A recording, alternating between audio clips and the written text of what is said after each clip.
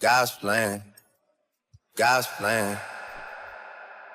Today we expose the internal struggle of Drake, a man whose music is characterized by honesty and emotional transparency, yet his personal life is riddled with secrecy, full of shocking accusations and even more shocking, confirmed facts.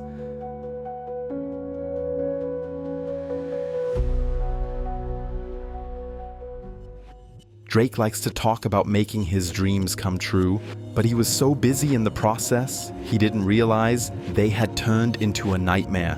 At 14, Aubrey Graham was cast for Degrassi, a teen drama show that launched in 2001. In his lead role as Jimmy Brooks, he stole the hearts of teenage girls across America. For a long time after he came home from the set, he would work on his dream of becoming a rapper. He would sit and write lyrics, often deep into the night. His dad was a drummer for Jerry Lee Lewis, his uncle was credited with inventing the slap bass technique, and an inductee of the Rock and Roll Hall of Fame. Drake cites them as his musical influences, along with the legendary soul and R&B singer Al Green. In 2005, he was introduced to a friend's friend who had a small recording studio in Toronto. Now he could actually make music and record his first songs after years of practicing and writing notebooks full of lyrics. He made a name for himself in the Toronto rap scene, playing gigs and doing mall tours, often for free and for as little as 20 people. As he grew up on the set of Degrassi, Graham felt he had to choose between the safe bet of a career in acting or the risk of pursuing music full-time. He chose the latter. Smart as he was, he used his platform on national television to gradually adapt his character on the show. Jimmy got more into music as Drake realized it was a mistake to keep the two careers separate. Tell me anything but the truth, cause I don't really know if I can take it now. Look, me and the mic, we coexist. My flow is a glass box with no exits, and you can observe why you trip. Metaphorically, I'm ahead of the rest, and proud of the fact that I've accomplished that. And every time I say... Drake released his first mixtape and promoted it on MySpace. On his page, he called himself Mr. Big Dreams and was very open about wanting to change his image. He decided he was done with acting and wanted to focus on becoming a rapper. Around this time, the whole nation thought of him as Jimmy, the lovable, sensitive teenager. In hip-hop culture, that reputation wouldn't do. Even when I come back, I don't know if it's me that's gonna be coming back. On the other hand, his likability helped him build an audience that went beyond just rap fans. He said about his mixtape it had, quote, smooth ballads that can be cherished by the softest women.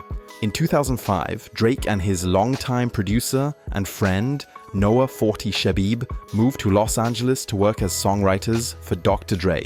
Drake says the first big check he ever received was the $10,000 he got from Dr. Dre just for showing up at his studio.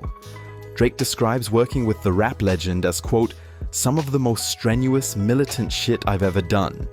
Despite the long hours working on material, no usable songs came of their first collaboration. 2 years later, another major star of the rap industry showed interest in the up-and-coming talent. Lil Wayne started supporting Drake. Slowly but surely, he was gaining momentum.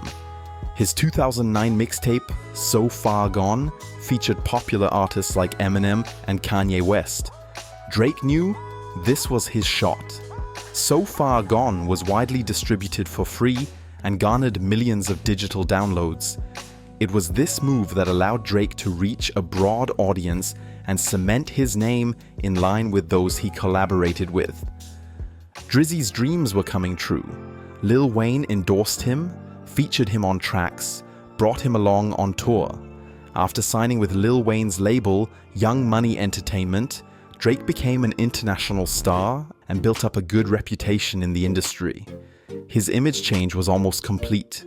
His lyrics still reflected emotional vulnerability at times, but most of the time he rapped about his rise to fame and the money and luxury that came with it. Drake is often described as a marketing genius because he knows just how to manipulate his image at different times for different audiences. Drake says, people like to build their own story about his life, and he is just telling it like it is. This is a story, came from my life, and I'm just recording this shit. Apparently, Graham had a difficult time in school. He talks about it in an interview. Melissa tweets, Drake claims he wasn't cool in high school. What made you uncool? I just didn't, it wasn't that I wasn't cool, it was that the kids that were cool, I wasn't on their wavelength, which made me sort of uncool, I guess. So like, you know, it was, I just always felt like an outsider. I went, when I was in Forest Hill, you know, it was an all Jewish school, like, and just being biracial, but still being Jewish, so I was like kind of connected to the kids, but like sort of distant. Drake went to an all-Jewish school in a rich neighborhood. Still, he claims the popular narrative of starting at the bottom and working his way up. He says he was by far the poorest person there. Despite the $40,000 a year he reportedly made as Jimmy on Degrassi. In 2010, Drake introduced a new talent on his blog, The Weeknd. He wanted to pay forward the favor he had received at the hands of Lil Wayne and others. He invited The Weeknd to contribute on his album Take Care, which he did. They loving the crew, they loving the crew, oh they loving the crew. The Weeknd was very grateful to Drake for this opportunity. Yeah, I mean, he's like, you know, he came in as, you know, my big bro and, you know, showed the world, you know, what I could do. And then, you know, from then on, it's been like, he's always been supporting me and, you know, I've always been, you know, supporting him. And behind the scenes, we're still like very close, you know? But it's cool that the world can see us kind of doing our own thing. OVOXO, you know, it'll always be there. Drake offered him a deal with his newly established OVO sound label. Everyone thought The Weeknd would stay with the label as a token of thanks, but then he went and signed with Republic Records instead. Drake felt let down. In an interview, he said he never let that get under his skin. With 𝗚𝗛𝗙, we had our run, you know, we had our moments on Take Care, and you know, my features on his projects, and he just really came to me at one point, came to all of us and was like, look, like I don't want to sign under another artist because I feel like I could be just as big or bigger, and I want to start my own thing. And it was never like, I'm to this day, I'm always excited, always super happy for all those guys. Nevertheless, this was the beginning of a heated feud, the first of 3 that we will be discussing. Drake's OVO brand, which stands for October's Very Own, was starting to sell a lot of merchandise around 2012. His Club Paradise tour, named after a strip club in his hometown of Toronto, was also a big success. Popular artists like A$AP Rocky and Kendrick Lamar were his opening acts. His entourage of label mates has been described as incredibly loyal. Many of them are close friends with Drake. Johnny Rocks, for example, met him in 2008. Now he is Drake's personal trainer. In 2015, Drake collaborated with rapper Meek Mill on an album called Dreams Worth More Than Money. Mill accused Drake of using a ghostwriter, which wasn't just a casual remark. In hip-hop, authenticity is key, so Drake took it as an insult. But Mill only said that because he was furious at another misstep that Drake had made earlier. He didn't promote the album they were working on. Drake himself only made it where he is today because of collaborations with bigger artists and their endorsements.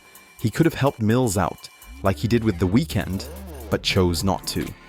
The professional and personal dynamics between Drake, Meek Mill, and his girlfriend Nicki Minaj made this a particularly heated feud, but it's still nothing compared with his most recent, most intense, and personal rivalry.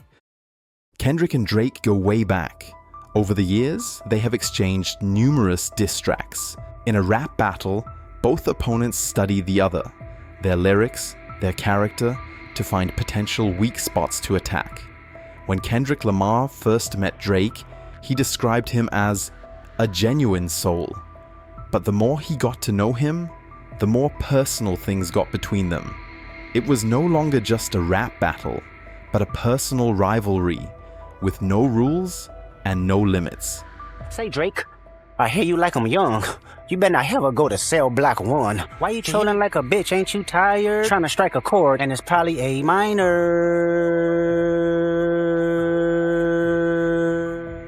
Kendrick's pulling no punches. Sadly, these accusations against Drake might be grounded in reality. Take his involvement with Bella Harris, for example. She was only 16 when they were first seen together, raising concerns about the appropriateness of their relationship. You're 16. Don't you want to wait for, I don't know, graduation? Reports indicate he first met Hailey Baldwin when she was just 14. They became friends through her connections with the Kardashian family, especially Kylie Jenner.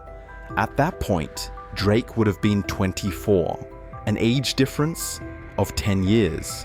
There are allegations that Drake and Hailey's relationship overlapped with her romance with Justin Bieber. This sparked a huge controversy. While Drake did seem close with multiple underage girls, there is no evidence he had a sexual relationship with any one of them. Lamar's second accusation was not against Drake himself, but some of his label mates.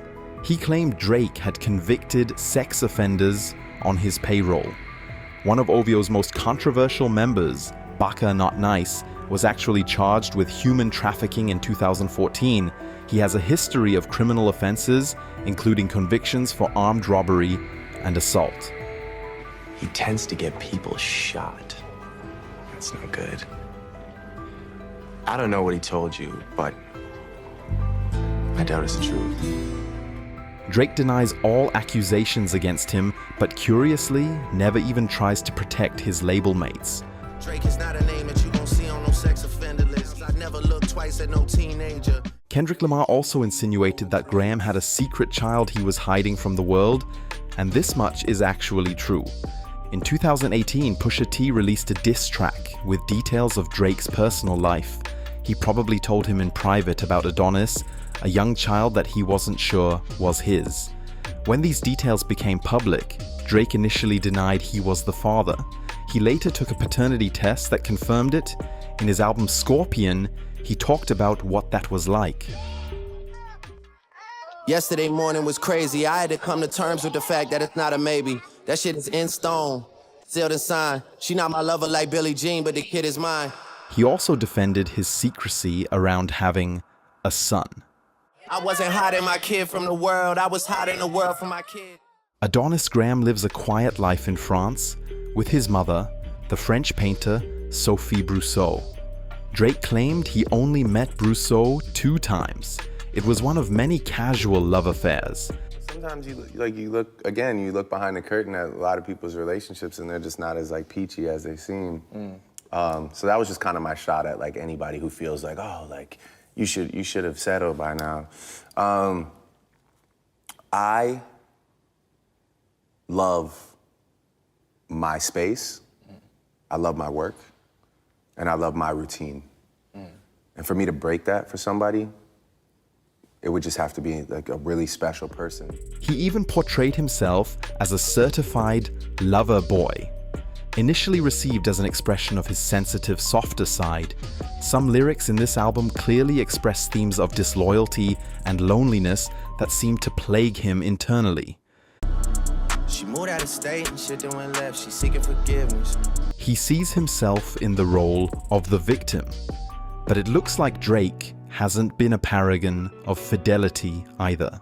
Certified lover boy, I'm not the one for cuddling and none of that. He's been pushing this narrative since 2009 when he called himself Heartbreak Drake. In 2021, Drake allegedly flew the singer Naomi Sharon out to work on some music. She was part of Drake's OVO label and happy to work with the big hip-hop star. When they were finished, so was Sharon's 8-year relationship. Her ex-fiancé blames Drake for the breakup. He says they had an affair. Some explain Drake's remorseless way around women with the fact that his father left him and his mother when he was just 5 years old. his father, who is rumored to have forced himself onto a woman in 2024 at age 69. Some say Drake has a sex addiction.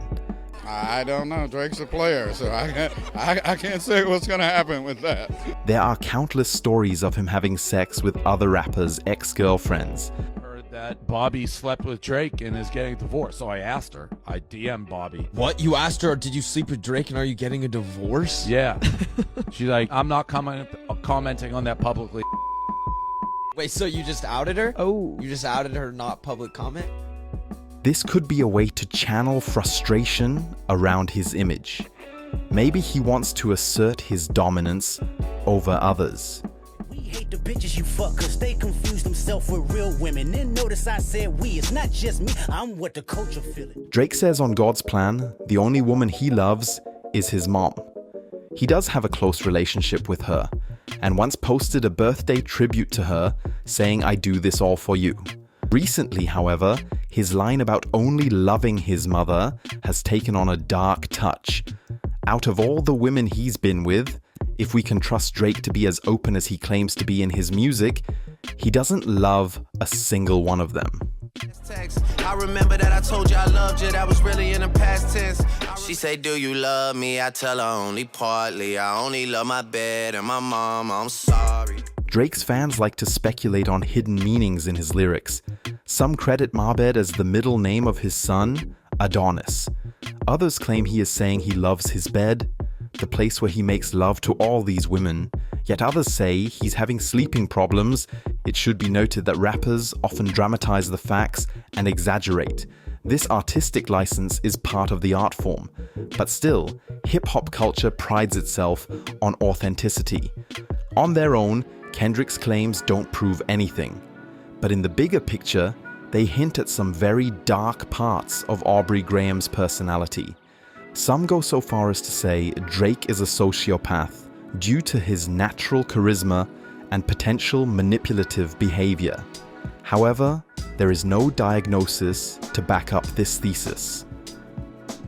In his song Meet the Grams, Kendrick Lamar hints at another hidden scandal. Dear baby girl, I'm sorry that your father not active inside your world. Besides Adonis, there might be another secret child, a daughter this time. According to fans, Kendrick would not make this up due to the personal nature of their feud. The song is directly aimed at Drake to make him feel ashamed. This photo was taken by a fan who claims he found the 11-year-old girl Kendrick was alluding to. However, rappers close to Drake say that's not his daughter.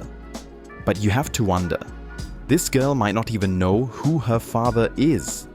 The sudden media attention, strangers searching for her, taking pictures, could have lasting, traumatizing effects on the child's psyche.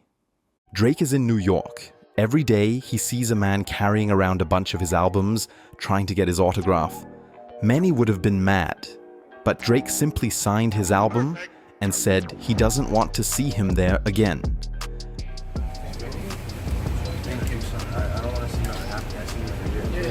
We love you, Drake.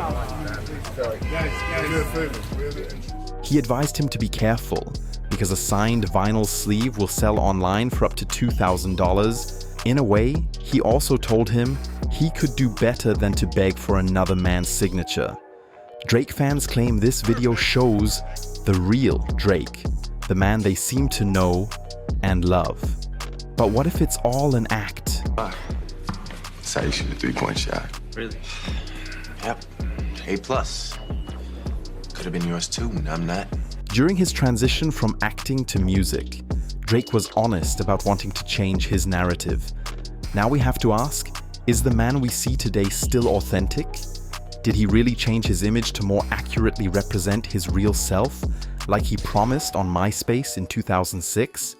Maybe the scandals and accusations around him are fabricated by people jealous of his success. Or maybe Drake isn't the man he would like to be. September 14, 2017. Security cameras show Drake's close friend and OVO affiliate, Anthony Soares, holding a soft drink and a bag of fast food as he's waiting to get buzzed into an apartment building. Two masked gunmen approach, and empty their magazines into his already lifeless body. Drake has addressed on multiple occasions the irrefutable connection between the rap scene and violent crime, especially gun violence. He shot him in, hey, shot him in daylight, shot him in daylight, shot him in daylight. He often expressed his feelings in his songs. In No Guns Allowed, he reflects on the devastating impact of a shooting at an OVO after-party in Toronto that resulted in multiple casualties. Bullets do not choose a victim, it is the shooter that picks them. Drake stands up for his values. He tries to leave his mark on the industry, for example, by condemning gun violence. On the other hand, he tries to sell himself as a tough guy from the streets. He embraces some questionable attitudes that are often seen in the rap industry. He uses women, he objectifies them, and justifies it by saying he only loves his mom. Aubrey Graham grew up without a father. On his albums, he often blamed his parents for the emotional damage they caused. Now, he is disappointed in himself for making a similar mistake. Always promised a family unit. I wanted it to be different because I've been through it. But this is the harsh truth now. Fairy tales are saved for the bedtime stories I tell you now. No matter how many mistakes Drake may or may not have made in the past, parenthood is his chance to be better. Fans argue that he's an honest, sensitive man, that he's a good guy, and maybe they are right. Maybe a part of him is still Jimmy Brooks. Or maybe Aubrey Graham's personality is darker than we all thought.